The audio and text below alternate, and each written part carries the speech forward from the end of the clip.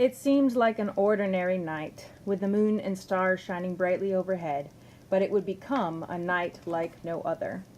A woman named Mary was traveling with her husband, Joseph, and arrived in Bethlehem late one evening.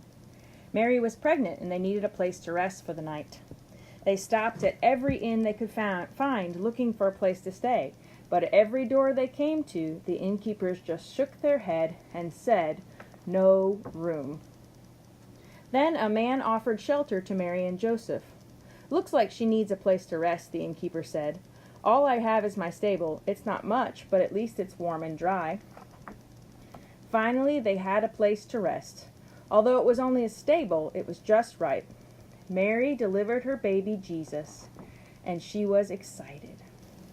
"Hello, Jesus," Mary whispered as she looked down at her precious baby boy, and then she gently laid him in a manger. Mary and Joseph were so proud and blessed that God had chosen them for this very special baby. Not far away, there were shepherds caring for their sheep on a hillside. And suddenly a bright light shone upon them, and an angel appeared before them, saying, "Do not be afraid. God has sent me to tell you the greatest news. On this very night, a Savior is born in the city of David. Go to Bethlehem and see this child."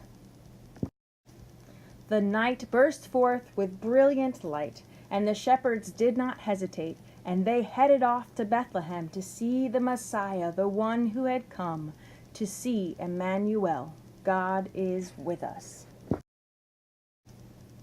You see, the shepherds were amazed that the angels came to tell them the good news first, because they were just shepherds. They were the lowest of the low, and yet the angels and the message came that Jesus, the Savior, is born for all. And they went and worshipped in front of Jesus, and even the sheep came to celebrate this amazing miracle. And the sheep and the shepherds and the angels and the animals all came to worship the baby king, to sing, O come, Emmanuel, God who is with us." And it was beautiful. And while they were there, some wise men arrived, following the star from the far east. They came to worship and bring gifts to the newborn king. They brought gifts of frankincense, myrrh, and gold, gifts fit for a king. And they bowed down and worshipped him.